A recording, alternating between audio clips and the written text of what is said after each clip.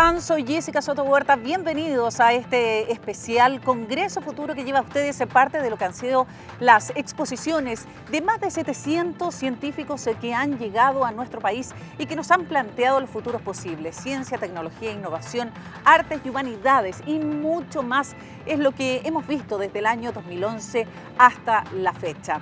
En este encuentro con la ciencia que nació al alero de la Comisión Desafíos del Futuro, que está presidida por el senador Guido Girardi, integrada por los senadores Francisco Chaguán, Alfonso Urresti, Carolina Goich y Juan Antonio Coloma. Recordamos que este especial de Congreso Futuro está siendo transmitido en las distintas plataformas de las municipalidades de nuestro país.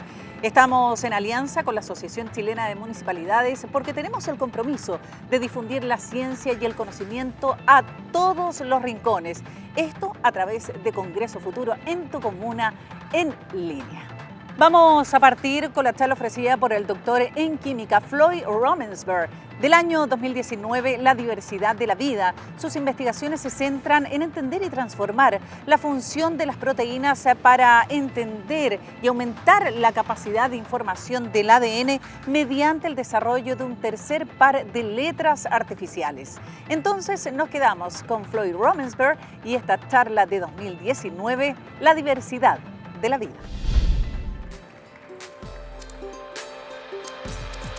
Life is diverse. La vida es diversa.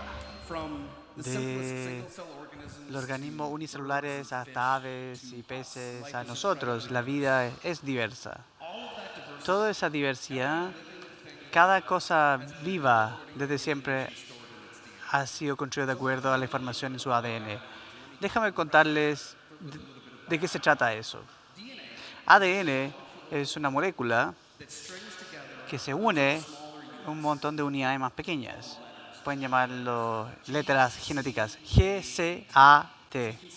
Pueden ver el hilo de estas letras a un ADN, pero lo que lo hace más impresionante es que G siempre se une con C, que se asocia y se liga y sujeta. G con C y A siempre se une con T. El ADN forma una doble hilo porque G se unen con C y A con T. Ahora, esas cuatro letras que forman dos pares subyace la estabilidad, el almacenaje y recuperar ese ADN. Ya hablamos de estabilidad porque tenemos dos que se unen. Para almacenar esa información, para pasarlo a la próxima generación, lo que pasa es que las células dividen y una proteína llamada una ADN polimerasa, y cada vez que encuentra un G, pone un C, porque G y C se aparean. Una vez que encuentra un A, pone un T, porque A y T siempre van juntos. Y de esa forma, cada uno reproduce una copia exacta de la doble. Y después, cada célula, después de dividir una célula, cada uno recibe una de esas copias y esa información que se almacena en ADN, la secuencia, se pasa a la próxima generación. Así que la forma en que la información se recupera, eso es como ese almacenaje, pero cuando se recupera, divides el dúplex y esta vez una ARN polimerasa corre por la secuencia y una vez que encuentra una G, sintetiza, utiliza la misma regla. ARN es una molécula muy similar al ADN. Para nuestra intención, la diferencia no son importantes. Así que la secuencia de letras de GCAT codifica la secuencia de ARN. Ese ARN va a la célula y reconoce otra parte de ARN y reconoce que otra parte de ARN por las mismas reglas de emparejamiento, GCAT. Y esa parte de ARN reconoce un triple de esas letras. Trae un aminoácido. Si la secuencia ADN es ATG, eso va a codificar una parte de ARN. Esa parte de ARN va a salir y buscar su pareja. Este va a tener un aminoácido, en este caso es amarillo. Aminoácido amarillo, G es la próxima secuencia. Ese próximo trío va a codificar una pelota roja. Esa forma se pone ATG cerca de CGG. Tiene un amarillo con un rojo. De esta forma, la secuencia de información en ADN, esas letras se transfieren en ARN y después rojo para sintetizar una proteína. Así que eso es cómo se hacen proteínas. Ahora, proteínas son lo que permite a una célula hacer lo que es, de permitir a una célula hacer todo lo que hace. Todo lo que hace es mediado por proteínas. Esas dos enzimas que copian el ADN o que lo copian a ADN o RNA, esos son proteínas. Todo lo que hace una célula, todo lo que una célula puede ser, es mediado por lo que pueden hacer estas proteínas. Lo que nuestro laboratorio está interesado en hacer. El problema es que cada trío de letras ya está contado por un aminoácido. De esa forma, solo podemos codificar 20 aminoácidos. Pero mi laboratorio quería preguntarnos si podemos agregar a la información que ya está disponible en ADN, si podemos agregar más información. Y eso va a permitir a las células tener más propiedades y otras funciones o formas nuevas. Y lo harían almacenando esa información y después recuperándolo en la forma de nuevas proteínas que la naturaleza no puede hacer. Así que antes de contarle técnicamente cómo lo hicimos, déjame contarle sobre nuestras motivaciones. Conceptualmente, la gente ha pensado en la vida, cómo son las moléculas y cómo tienen que ser. Por mucho tiempo la gente pensaba que las moléculas de la vida eran tan perfectas que deben ser evidencia de una creación. Debe haber un Dios que los hizo porque eran perfectas. Ahora, más recientemente, la gente ha pensado una explicación más científica, pero si creen en evolución o creación, sería posible para los químicos venir y crear nuevas piezas que funcionan con estas partes sin enredarlo todo, porque esas partes naturales, ya sea creados o evolucionados, sería imposible para los químicos crear nuevas partes. Pero ¿qué tan perfectamente creativos somos? ¿Qué tan perfectos son esas moléculas de ADN? ¿Qué tan perfectos son las moléculas de vida? No tenemos nada con qué compararlos. Y nos interesaba eso y preguntarnos si podemos hacer piezas que funcionan dentro del sistema natural. Esa era una motivación, pero habían razones prácticas. Había una revolución en la medicina que ha sido causada por drogas o terapia de proteínas. La mitad de las drogas más importantes son proteínas. Esto en sí mismo es increíble. La razón, si ven esos 20 aminoácidos, estos son los únicos que la naturaleza puede construir proteínas con. Así que ahí están, son los 20 aminoácidos. Si muestran esto a un químico, no van a estar muy inspirados porque no son muy interesantes. Y las propiedades que tiene una proteína deben ser limitados o configurados por de lo que está construido de. Y si ven los 20, no son tan distintos. Y si ven drogas pequeñas en su molécula,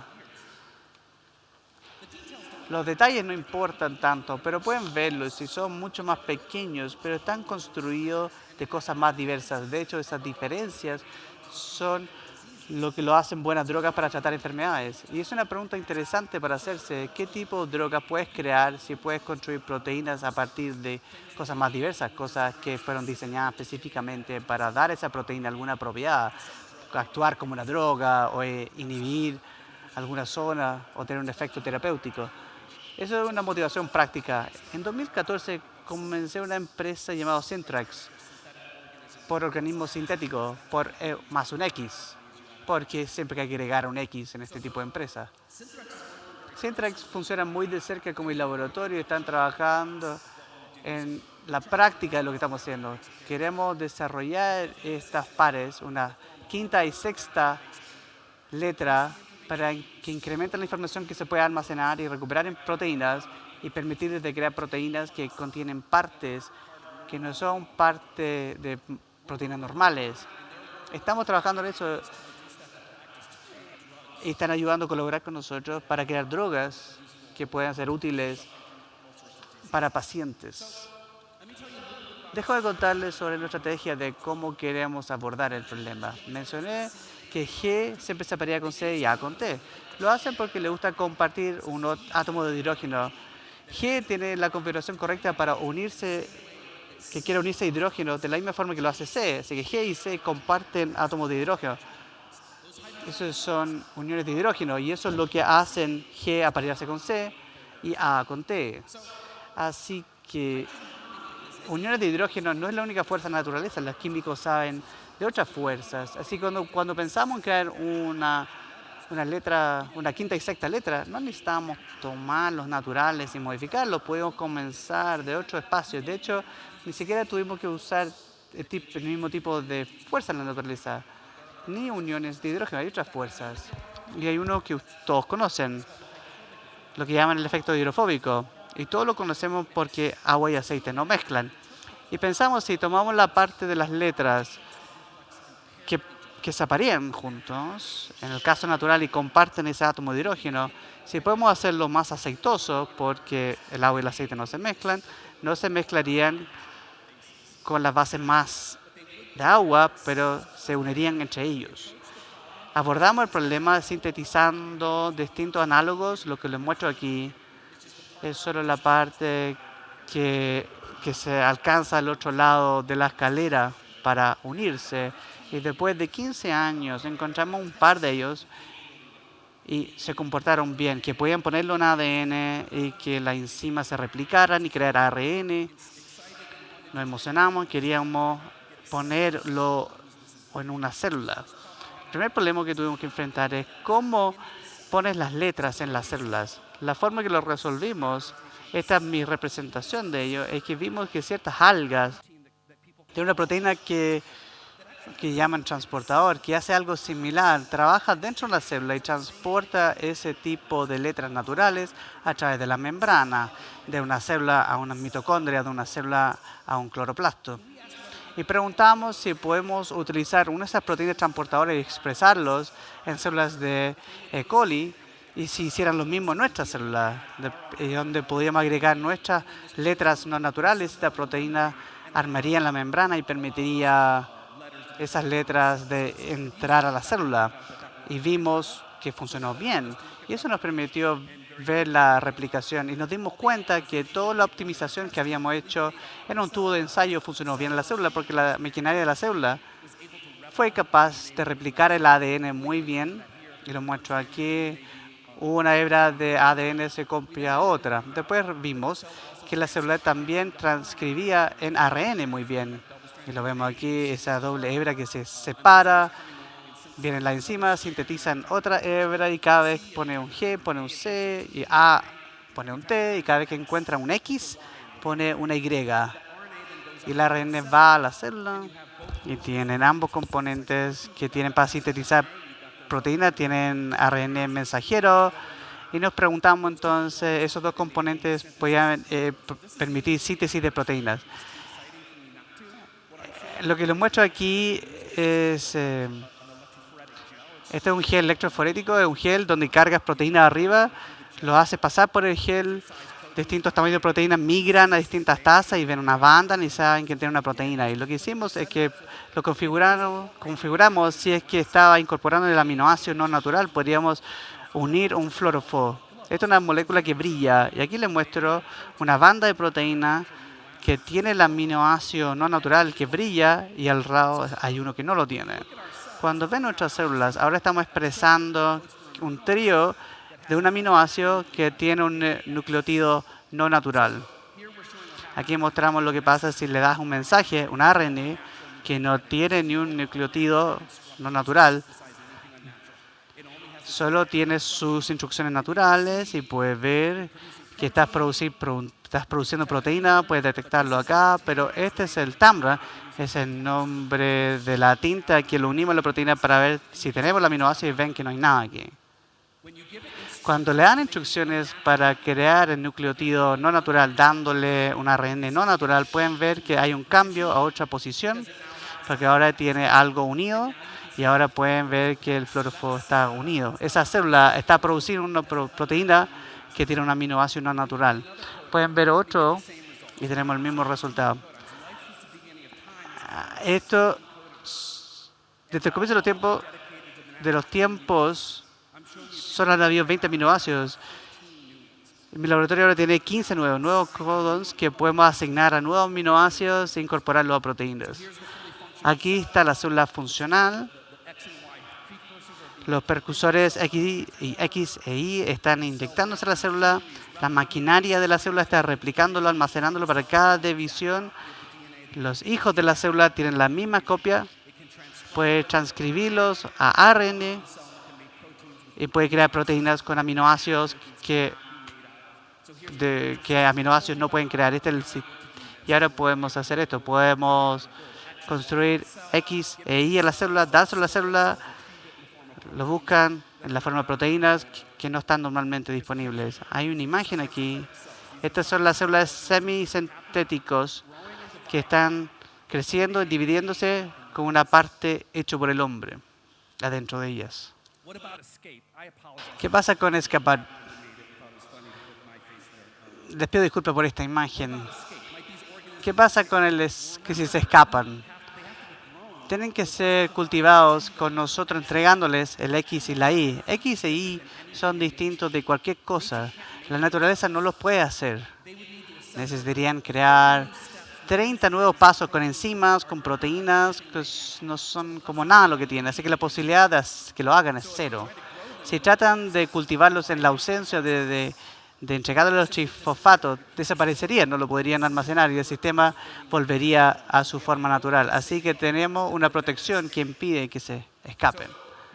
Aquí están nuevamente los organismos semisintéticos. Esta vez son verdes porque están produciendo una proteína que lo hace brillar verde. Pero en cada una de las células, cada una de las proteínas que hace estas células verdes tiene un aminoácido no natural que la naturaleza no puede incorporar. La empresa que les mencioné, Syntrex, entró a la bolsa un mes atrás. Era un candidato principal donde una molécula, una proteína llamada IL-2. Todos sabían por mucho tiempo que tenía gran potencial como droga, pero el problema es que querían que se uniera y tenía el efecto beneficioso, pero también se unía a otro objetivo y causaba toxicidad. Así que la gente quería hacer variaciones de la proteína para impedir que se uniera al objetivo malo, pero no era posible. Lo que hizo Syntrex, diseñaron un aminoácido, uno que no está disponible, que fue diseñado para bloquear que se uniera al objetivo malo, pero y unirse al objetivo bueno. Hubiese sido imposible hacer con aminoácidos naturales, pero sí posible con el aminoácido que hemos diseñado. Y en este año deben estar haciendo ensayos clínicos humanos. Y es muy emocionante de estar colaborando con una empresa y crear algo que pueda ayudar a la gente. Ahora el futuro, lo que les muestro aquí es más datos, pero estos son células humanas que están cultivándose y dividiéndose y creando un aminoácido no natural.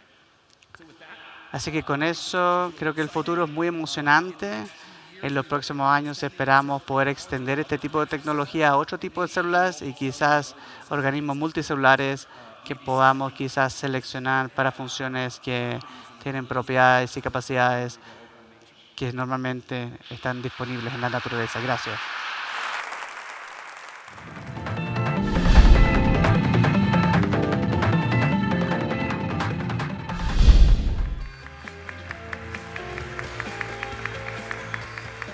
Hola Chile, desde China. Tengo 15 minutos para contarle una historia de lo que es la medicina, la ciencia de precisión. ¿Qué podemos hacer y cuál es el desafío? Perdón. ¿Por qué necesitamos medicina de precisión? Es porque ahora estamos al punto donde tenemos que, digamos, usar la reproductibilidad en medicina. Y otro es la calidad y estandarizar. Y eso es porque todo el trabajo que estamos hecho no ha sido reproducible. Usamos tecnología del... Él explicar lo que es el concepto OMIC, pero yo voy a compartir con ustedes lo que estamos haciendo en términos de estandarización, control de calidad, hacer medicina de precisión, no solamente un sueño, sino una realidad. Bueno, ustedes pueden ver estas cifras. La mayoría de las personas que toman un medicamento, una droga, piensan que van a ser curadas, pero desafortunadamente no es la realidad. en promedio, solamente 50% de las personas pueden ser beneficiadas de un tratamiento de droga que estén tomando. Y no estoy acá para y si no quieren ser paciente de cáncer sea solamente parte del 25% que sea beneficiado del tratamiento. Eso significa que 75% no recibe un beneficio al tomar un medicamento determinado. Y la razón es porque no sabemos diferenciar un buen paciente de un mal paciente. Un buen paciente son aquellos que se benefician de un tratamiento específico. Hay eficacia. Y si no es posible, además no tienen efectos secundarios. Pero en la situación actual, gran parte o mucha gente no solamente no reciben beneficios, sino tienen una serie de acciones, de efectos laterales. No creo que sería bueno estar en ese lado de ser un paciente que no recibe los efectos adecuados, pero además no se mejora. Y es porque no sabemos diferenciar uno de otro en todo el desarrollo de condiciones preclínicas. Además, hicimos algunos animales, pero a través de distintas fases, fase 1, fase 2, fase 3, fases clínicas, este tipo de medicina de precisión ha costado bastante dinero, se ha demorado unos 10 años en llegar al punto que está. Químicos como yo necesitamos sensibilizar sobre los componentes antes que sea una persona con suerte pueda pasar por todo el proceso con la aprobación del FDA, y las aprobaciones regulatorias. Eso significa que llegar al punto de descubrimiento puede ser raro, el punto de que aplicar esto. Por eso son muy caras las medicamentos, especialmente en estos tratamientos. Y eso es una barrera. Además de llevar una droga, fabricar, manufacturar un tratamiento de droga, una droga, llevarla al mercado, puede haber aún está la posibilidad que existan efectos secundarios. ¿Por qué? Porque en las pruebas clínicas solamente 100 personas son incluidas en las pruebas clínicas, pero las drogas, una vez que se distribuyen, hay miles de pacientes que van a tomar y van a hacer uso de ese medicamento. Y ahí está el problema. Hicimos una prueba clínica con 100 personas. Quizás presentan la media de las pacientes, pero sigue habiendo un elemento de desconocimiento. Por eso, aunque las distintas agencias que resguardan, el uso de los medicamentos, aún así tienen que, hacer uso de ciertas drogas que generan y se han demostrado tener efectos secundarios importantes. Pero se debe porque a los humanos somos muy distintos, entre uno y otro somos muy distintos.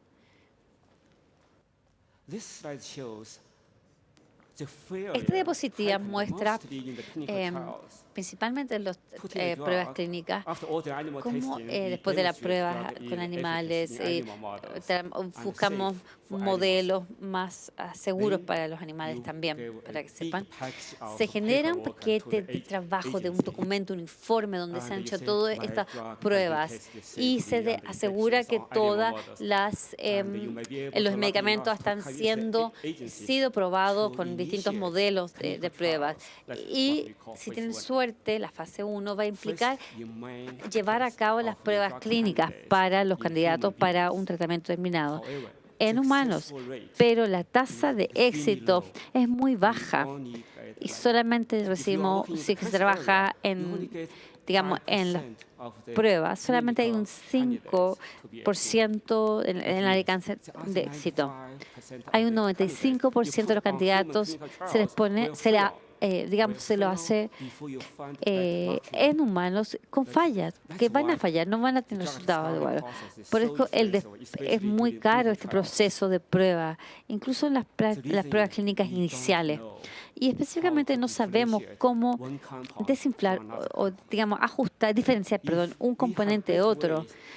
cuál va a ser el mejor. Si tuviésemos mejor forma de distinguir un componente del otro, quizás habría mayor y hacerlos pasar por todo ese proceso clínico para demostrar la eficacia y digamos, la eficiencia, tendrían suerte porque el desarrollo del proceso pensamos que va a ser mucho más corto y obviamente los costos se van a abaratar. Por eso, 16 años atrás, yo me fui de China a Estados Unidos para ver con una empresa, con el doctor Luo, que sigue siendo una empresa. Me fui a trabajar y apoyarles. Después de bastantes años, me fui de la empresa porque mi señora quería volver a Estados Unidos. Esto fue cuando dije China. Pero tuvimos suerte porque después de 12 años pudimos poner esta droga para el cáncer, ser aprobada por el FDA. Siguen llevando a cabo las pruebas clínicas en distintos países, pero tenía miles de pacientes vivos que se habían logrado mejorar. Eso para mí fue gratificante. Mi trabajo de 16 años atrás eventualmente fue beneficioso para las personas. Ahora, el enfoque que hicimos con se llama la genómica, digamos, viendo las distintas interacciones con un candidato químico con una información genómica distinta y viendo cómo estos químicos, la información o la compilación de datos genómicos difiere entre un paciente y otro. Por eso pudimos realizar a cabo, digamos, este desarrollo. Si tienen suerte, tendrían el compuesto o seleccionado para pruebas clínicas. Y pueden haber dos posibilidades. Una, buenos pacientes podrían tener buenos resultados, otros no, incluso desarrollando efectos secundarios. Entonces la pregunta que se pueden hacer pruebas para diferenciar los tipos de pacientes. ¿Por qué hace una respuesta X teniendo la misma enfermedad o síntomas? Y esto es uno de lo que es mi área de trabajo, dice medicina de precisión. Antes se llamaba, y la otra área es farmacogenómicas. Estamos tratando de tener esta información de los terminados en ómicos sobre los pacientes, involucrando al paciente como individuo, usando muchas estadísticas, muchas medidas. La inteligencia artificial trata de coordinar y codificar la relación entre la información farmaconómica junto con el modelo de medicina de precisión. Este modelo, si funciona, podemos usarlo para predecir un futuro paciente y cómo va a responder a un tratamiento, ya sea favorable o desfavorablemente. Si el paciente hubiese sido de parte de uno de estos grupos, hubiese podido o que no desarrolle efectos, que desarrolle efectos secundarios, no le debemos dar esa droga al paciente. Entonces depende probablemente del paciente la respuesta. Bueno, este es el concepto básico de medicina de precisión. Pero la idea o el desafío es en el fondo el modelo o el biomarcador para esto requieren ser predecibles. Eso significa que ustedes pueden hacer predicciones más precisas, no solamente para terapias, incluso para medicina china o hasta la medicina tradicional. Tenemos muchas formas de analizarnos o comportarnos según nuestra genética y nuestro genoma y cómo los transcriptomes funcionan, al igual que las proteínas. Podemos incluso ver la situación generando una serie de datos para cada paciente, ya sea en una prueba determinada inicial o pruebas de una medicina terminada. Eso genera muchas oportunidades, pero también desafíos. Las oportunidades nos van a permitir, diferenciar cómo la estructura química interactúa con un individuo, siendo una serie de datos el individuo. rápido. Se pueden averiguar la relación para buscar la estructura química junto con, digamos, la información genómica específica. En nuestro ámbito de trabajo hemos hecho mucho avance basados en las pacientes, perfiles genéticos de pacientes de cáncer y datos de específicamente con genomas específicos. Se han hecho drogas, se han diseñado y los compuestos químicos de las drogas específicamente, y esto hemos avanzado año a año desarrollando cada mes esta área, que ha sido muy bueno. También podemos darle algún de rotulación específicas como ventajas que tiene el FDA para otorgar alguna, digamos, asociación de ciertos efectos secundarios con alguna droga. Bueno, nuestra área no tiene mucho dinero para desarrollarse, pero en el fondo como el FDA para probar cientos de drogas en forma simultánea. Pero ¿por qué nuestra baja proactividad con la cantidad de drogas o biomarcadores? ¿Por qué no han sido tan voluminosos como nos hubiese deseado? La razón aquí es porque no tenemos la reproductibilidad en nuestra área para cuantificar y, digamos, clasificar la información genómica.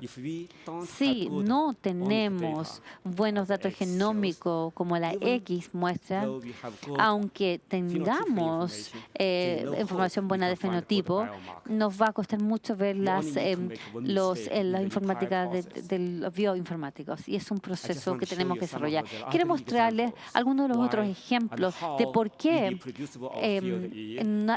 ha tenido baja reproducibilidad en nuestra ámbito. Pero aquí podemos ver que cuando se analizan dos grupos, tenemos que tener son dos grupos iguales, pero en la realidad solamente hay 20% es igual. El otro 85% del dato que también es parte del resultado, va a depender de quién analizó el dato. Ese es uno de los problemas que nos enfrentamos en nuestra área. También tenemos que usar ADN del paciente con una medicina o con una droga específica, pero va a depender también de un 25%. Quien tome la droga va a depender los resultados de dónde se analizaron los datos y quién los interpretó en forma clínica. Entonces, hay muchas formas de analizar un dato y aún estamos determinando cuál es la mejor forma.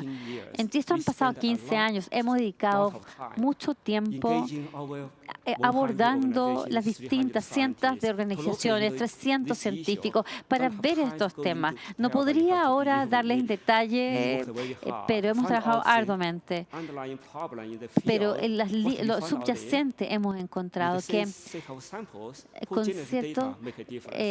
quien genera los datos es distinto, quien analiza el dato hace la diferencia. Necesitamos tener sistemas estandarizados para la compilación de los datos. Por eso estamos generando mucho material, conjuntos de datos, para poder evaluar y contraevaluar la calidad de los datos, el desempeño de los métodos de análisis de resultados para que nuestra reproductibilidad sea mejorada. Ahora, este es el ciclo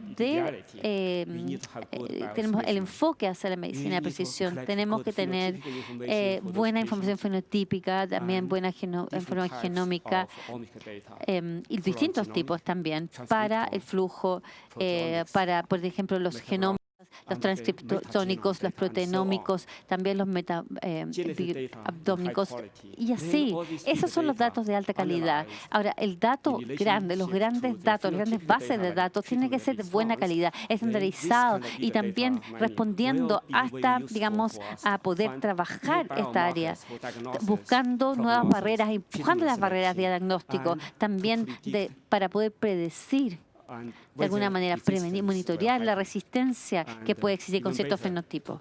Ahora, también previniendo quizás en el futuro enfermedad usando estos, biomedidores. Ahora, como usted sabe, hay control de calidad en cada etapa. Ahora, se ha trabajado en esta decisión muy arduamente con nuevos diseños, de tal forma que cuando venga ese día, yo creo que hagamos un mejor trabajo para algunas mediciones y telemedicina específica con un diseño para cada individuo.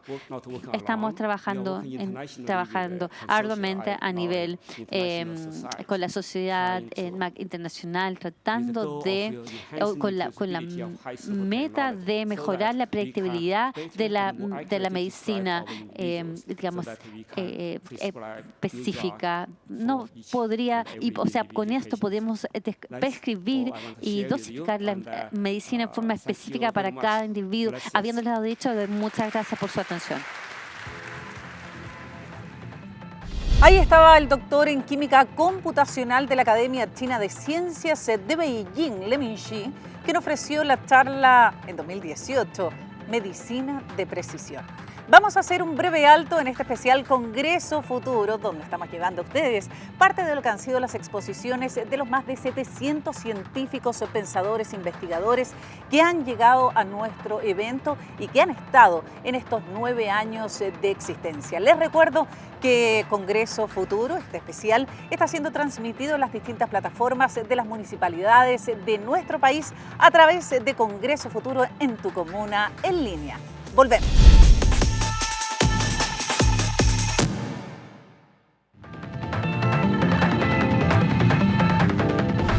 Estamos iniciando el segundo bloque en este especial Congreso Futuro, llevando a ustedes parte de lo que han sido las 700 charlas y más que han ofrecido científicos, investigadores, pensadores de todo el mundo y también nacionales, y que se han dado cita no solo en Santiago, sino que también en las distintas regiones de nuestro país. Nos vamos a quedar con una charla ofrecida por la astrónoma astrofísica y también investigadora chilena Paula Joffre, quien es considerada líder mundial en astronomía galáctica. Ella participó este año 2020 en el panel Entender y nos ofreció la charla La información evolutiva de las estrellas. Aquí está.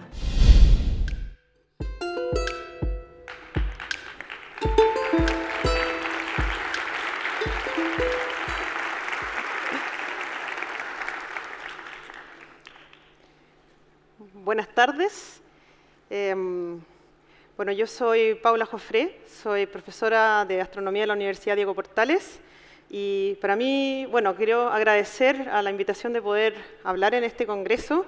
Para mí es un honor, además, estar exponiendo en este panel en torno a lo que es Entender, donde se demuestra que somos también las mujeres capaces de, como cualquiera otro, de interpretar y entender la naturaleza. Entonces, en mi trabajo, como dije, yo trabajo en el núcleo de astronomía. Lo que yo quiero es entender la evolución de las galaxias que son como la nuestra, como la Vía Láctea, que es la galaxia donde nosotros vivimos. Bueno, estoy hablando en español, yo soy chilena, pero yo estuve viviendo mucho tiempo fuera de Chile. Me fui a hacer un doctorado con la idea de especializarme y de desarrollarme. Me fui a hacer carrera, ¿no? Me fui a desarrollar ideas y técnicas nuevas, a aprender de especialistas afuera.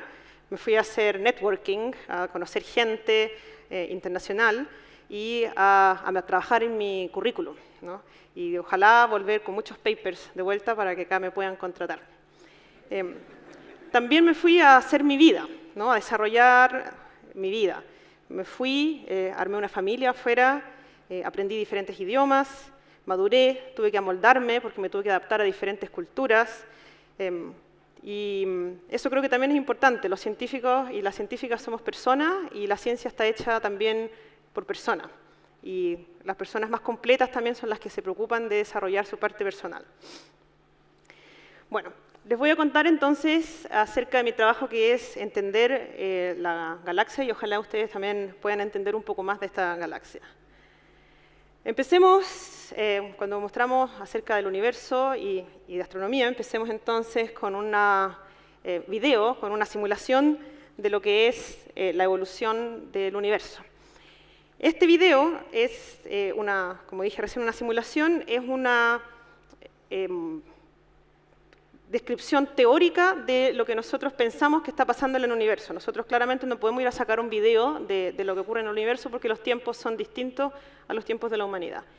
Esta simulación teórica lo que hace es un computador, está tratando de resolver diferentes ecuaciones que están juntas y que tratan de describir en el tiempo y en el espacio cómo son que viven y interactúan las galaxias. Este es un video que fue recomendado por un colega que vive y que trabaja en La Serena. Entonces le pongo play. En el tiempo está escrito arriba con T, al lado es una unidad de tiempo Z, que quiere decir redshift, que es una medida de tiempo en astronomía donde el 0 es el presente y hacia el pasado aumentan los números. Entonces en este video empieza con una nube donde existe materia, y esa materia está dominada sobre todo por la materia oscura, que es una materia que nosotros no podemos ver y que tampoco entendemos muy bien, pero sabemos que domina la materia en el universo. Y esa materia oscura está relacionada y está interactuando de alguna forma y está unida por estos lazos. Y en esos lazos hay unos nodos, a donde en esos nodos adentro hay más concentración de materia, a donde hay más densidad de gas por un lado y también donde empiezan a vivir las estrellas. Entonces, si uno ahora empieza a mirar las estrellas, se puede fijar cómo esas estrellas empiezan a girar en torno a un centro, y ese centro donde hay más estrellas, y si no, hay un disco a donde están viviendo también las estrellas y rotando en torno a ese centro. Pero si se fijan, esta galaxia también interactúa con otras galaxias, y esas galaxias se caen hacia el centro, y así es como entonces esta galaxia empieza a crecer. Y la galaxia y las estrellas también viven en este gas que tiene una metalicidad. Esa metalicidad es en el fondo para nosotros la composición química. Se pueden fijar también, hay un patrón con forma de espiral, al igual que el movimiento de las estrellas. O sea, esa metalicidad tampoco es homogénea, sino que también tiene un cierto nivel de estructura. Estas simulaciones son fundamentales porque describen, como decía antes, la teoría de lo que nosotros pensamos que está ocurriendo en la evolución del universo. Y esas simulaciones son tan importantes como las observaciones para que nosotros avancemos en el desarrollo de la astronomía. Esas simulaciones las hacen computadores, no un laptop cualquiera, sino que son computadores muy grandes porque son ecuaciones también muy complejas las que hay que resolver, y de esas ecuaciones se hacen muchas en el extranjero, nada acá en Chile. Acá en Chile lo que tenemos son telescopios donde nosotros podemos tener acceso a observaciones que son únicas. Yo trabajo en el área de las observaciones y la idea es entonces ver cuáles son las imágenes que nosotros podemos tener del cielo que puedan servirnos para que nosotros podamos entender mejor qué es lo que está bien y mal en estas diferentes simulaciones. Yo en particular estudio las estrellas del cielo, porque las estrellas del cielo son una imagen actual de una galaxia que es la nuestra, que es una galaxia espiral, como las que les mostré en esta simulación. Entonces, finalmente es una visión del presente de una galaxia como esa que estaba ahí, mirada desde adentro. Entonces, ¿cómo son esas observaciones de estrellas? ¿Qué información nos pueden dar esas observaciones que nos pueden ayudar a entender la evolución de las galaxias en ese contexto? Esta simulación las hacen sobre todo lideradas en el Max Planck, que es donde yo hice mi tesis de doctorado. Entonces, ya habiendo mirado y haber sido entendido más de cómo funcionan esas simulaciones, yo hice mi doctorado tratando de usar datos que pudiesen servir para entender mejor qué se podía mejorar en estas simulaciones.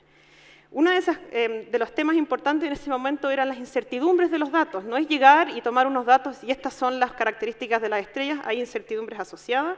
Así que cuando fui a trabajar en Burdeos, estuve trabajando en las incertidumbres de estos datos y haciendo catálogos de referencia. Mis catálogos de referencia se transformaron en unos catálogos bastante famosos, por lo tanto mi nombre empezó a tomar reconocimiento en mi comunidad, y así fue como yo después pude irme a Cambridge, a mi segundo postdoctorado, a trabajar en un proyecto que generaba estos catálogos. Catálogos por lo pronto con estrellas tomadas desde acá de Chile, pero todo liderado desde Cambridge. En ese momento, entonces, mi carrera iba apuntando hacia adelante, yo estaba sacando papers, estaba desarrollando mi línea de investigación. Ahora, cuando llegué a Cambridge, pasó algo. Cambridge es muy famoso, como mucha gente estará de acuerdo conmigo, pero porque por un lado es un lugar donde se genera mucha investigación, hay mucha productividad. Pero Cambridge también tiene una cosa bien especial, tiene los colleges, que es una cosa que acá a nosotros nos cuesta entender y en muchos lados nos cuesta entender. Una amiga mía me recomendó que me metiera a un college. Yo postulé a King's, donde me aceptaron, y me aceptaron, ¿a qué me aceptan en un college? Si yo no daba clases, yo era postdoc, yo no era estudiante, tampoco podía vivir ahí. ¿Qué me daban? Me permitían ir a comer. Yo decía, bueno, puedo ir a comer ahí con la gente, con los distintos profesores que también iban a comer a estos lugares. Y por favor, si va a comer, ponte un gown, estos de Harry Potter, porque si no, no puedes entrar. Entonces me tuve que comprar un gown para poder ir a comer con todas estas personas. Yo tenía mi familia, entonces ir a comer para mí era como un poco una pérdida de tiempo, porque decía, eso no me trae mi paper, no me trae tampoco plata, o sea, ir a comer. Bueno, empecé a ir a comer con esta gente y conocí ahí a un biólogo. Y en estas comidas son muy interesantes porque al mezclar diferentes disciplinas, al sentarse, disfrutar de una buena cena, después que se pueden alargar con uno que otro vaso de vino, con un té, con un café, con distintas galletas, quesos, lo que sea, uno se empieza a relajar y empieza a discutir de todo tipo de temas. Y uno empieza a pensar cualquier tipo de problema que en ese minuto esté en la cabeza, y que sean de los más inútiles a los más útiles, no importa.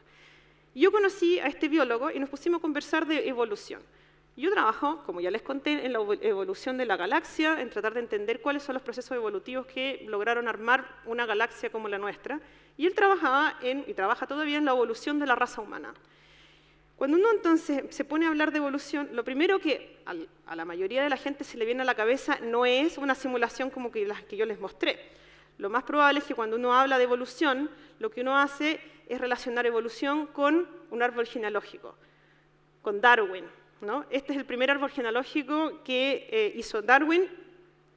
Eso es lo que a la gente se le viene a la cabeza cuando uno habla de evolución. Y eso es lo que también Rob, biólogo, me dijo. Los árboles evolutivos son la herramienta fundamental para estudiar evolución.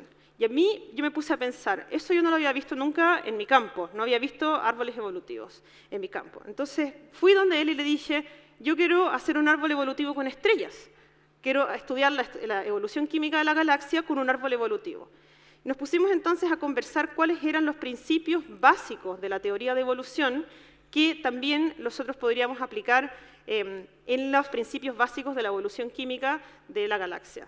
Y vienen dos puntos importantes. Todo tiene un origen en común y que la información evolutiva pasa de una generación a la siguiente a través de un principio de herencia.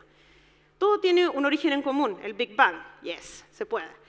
Segundo, ¿qué se transmite de una generación a la siguiente? ¿Qué se transmite en las estrellas? Yo estudio estrellas, entonces, ¿cuál es la información evolutiva que las estrellas están acarreando cuando viven? Para eso tenemos que volver entonces a cómo nacen las estrellas. Las estrellas nacen de una nube molecular. Esta es una nube donde hay gas, polvo, y este gas y polvo, al igual que la galaxia anterior, por gravedad, va a empezar a formarse. Cuando se forman estrellas, entonces, estas estrellas comparten la composición química de esta nube a donde esa estrella se formó. Estas estrellas se formaron. La única diferencia es su tamaño. Hay estrellas más grandes y estrellas más chicas. Las más grandes, por sentir más gravedad, se van a presionar más, van a sentir más calor y van a empezar entonces a quemar más y empezar a fusionar más su composición, sus distintos átomos para formar elementos químicos pesados. Y rápidamente esas estrellas explotan y mueren. Ahora, ¿qué pasa con esa explosión? Ese material se entrega a la nube molecular de vuelta y aparece una nueva generación de estrellas. Esa nueva generación es diferente a la anterior. También van a haber estrellas más grandes y más chicas, pero tiene una composición química que heredaron de la generación anterior. Ahora, si se fijan, hay una estrella blanca ahí que no ha hecho nada. Esa es una estrella chica, que en el fondo hace lo mismo que la grande, con una diferencia que lo hace en un tiempo de escala mucho más grande.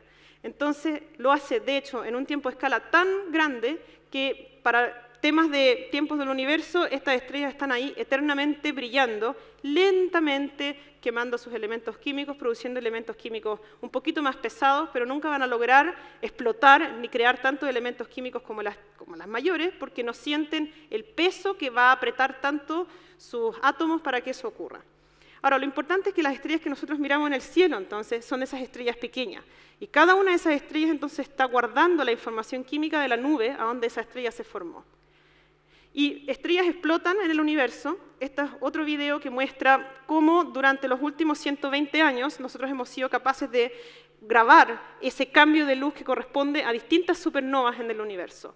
Ustedes se pueden fijar, imagínense que cada una de supernovas lo que está haciendo es entregar material químico para que se forme una nueva generación de estrellas. Así es como la evolución ocurre, así es como empieza entonces a haber una diversificación de estrellas en el universo gracias a estas supernovas. Eso entonces permite generar un árbol. Este árbol entonces lo que hace es comparar distintas estrellas y la composición química de estas estrellas como si fuera la información que se hereda, como si fuera de alguna forma el ADN de la estrella. En este árbol hay distintas cosas que me gustaría recalcar. Primero, bueno, yo tomé estrellas como el Sol está escrito ahí, pero todas las otras estrellas son parecidas al Sol, porque así yo me puedo asegurar que las diferencias y las similitudes en la composición química de esta estrella son reales y no están atribuidas a las incertidumbres. Recuerden que yo he trabajado mucho con incertidumbre, entonces es un tema para mí, las incertidumbres. Segundo, no son tantas estrellas. Nosotros cuando miramos el cielo miramos muchas estrellas y estamos en un congreso del futuro donde hablamos mucho de la tecnología. La tecnología a nosotros en astronomía también nos ha permitido observar muchas estrellas. Yo tenía 1 millón de estrellas, yo quería hacer un árbol con 1 millón de estrellas. Y fue mi colega biólogo que me dijo, no, hazlo a mano. Entonces a mano no lo podía hacer con 1 millón, tuve que elegir menos estrellas. Así que elegí 20, eso me daba la posibilidad de hacerlo a mano. Si bien yo lo quería hacer con todas estas herramientas modernas que hay, las herramientas modernas que hay yo no las podría haber interpretado los resultados si no entendía la base. Y la base, como esto es primera vez que se hace, tenía que poder hacerlo de la forma más simple, al igual que Darwin, a mano. Bueno, este no está hecho a mano, este está hecho por un computador y después editado por una diseñadora. Pero bueno, lo tercero es que uno puede ver que las ramas tienen distintos colores. Esos colores yo los atribuyo a 3 distintas familias. Estas 3 familias están viviendo juntas acá en la vecindad solar. Y todas salen de un mismo punto. Ese punto es interesante. ¿Qué pasó que hizo que tengamos 3 familias coexistiendo? ¿Será que la familia amarilla, por ejemplo, es una familia de estrellas que viene de otra galaxia, como les mostré en la simulación anterior? ¿O será que esa familia es simplemente una familia ancestral de la familia roja y que yo simplemente no soy capaz de ver la diferencia porque al elegir 20 de 1 millón no elegí las 20 que eran representativas? Eso entonces son las preguntas que estamos tratando de resolver ahora.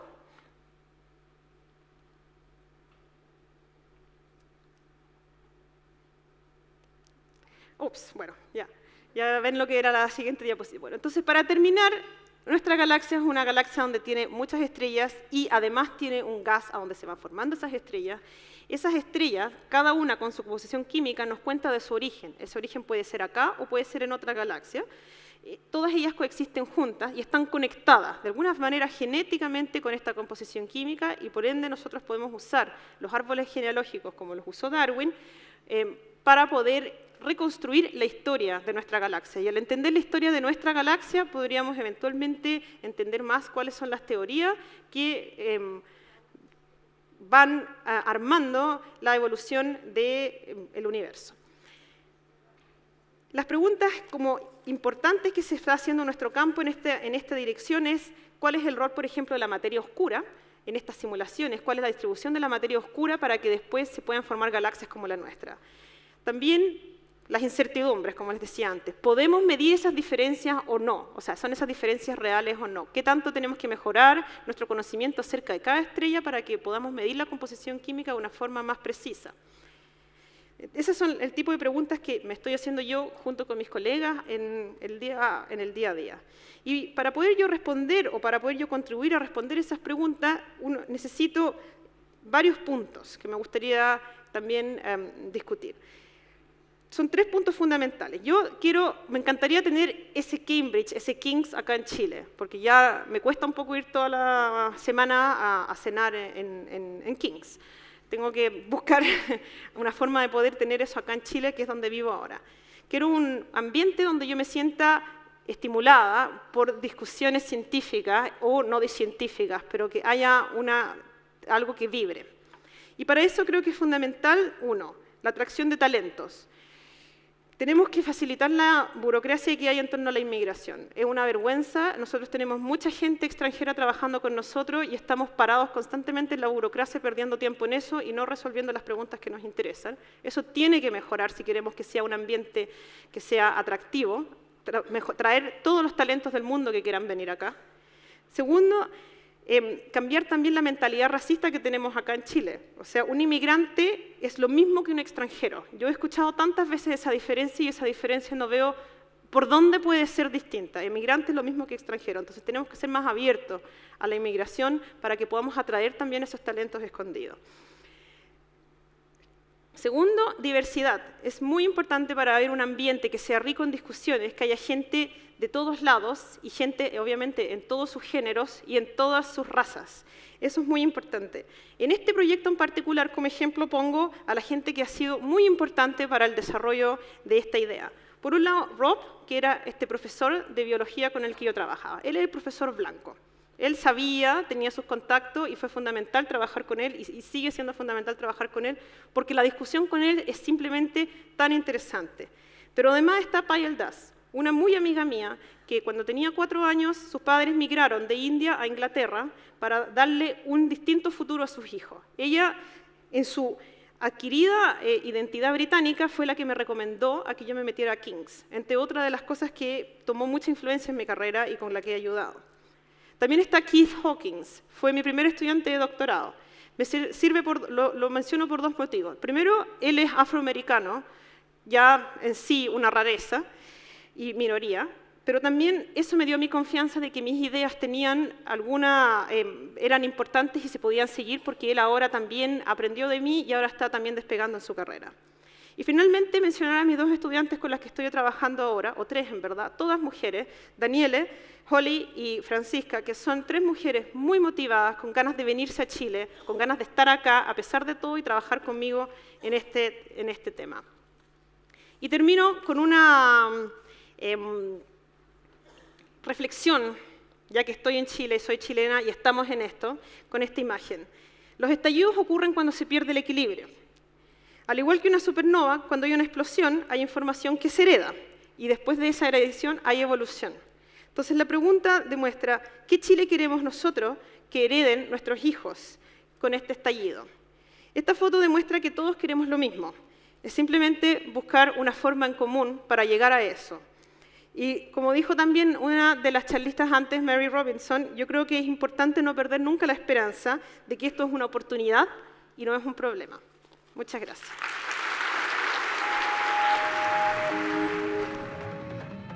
Ahí estaba Paula Joffre con esta charla ofrecida en 2020, la información evolutiva de las estrellas. Esta mujer que en 2019 fue nominada por la revista Times como una de las mujeres innovadoras menores de 40 años más influyentes del mundo. Además, ha sido seleccionada como una de las 100 mujeres líderes chilenas por el Mercurio y Mujeres Empresarias en 2011 y 2018. De esta manera llegamos al fin de este programa, este especial Congreso Futuro, donde hemos revivido parte de lo que han sido las exposiciones de grandes científicos, pensadores, investigadores que se han dado cita en Congreso Futuro. Les recordamos que también se transmite este programa en las distintas plataformas de las municipalidades para llevar la ciencia a la ciudadanía y a todos los rincones, gracias a una alianza que tenemos con la Asociación Chilena de Municipalidades a través de Congreso Futuro en tu Comuna en línea. Soy Jessica Soto Huerta, gracias por habernos acompañado y nos juntamos en un próximo programa.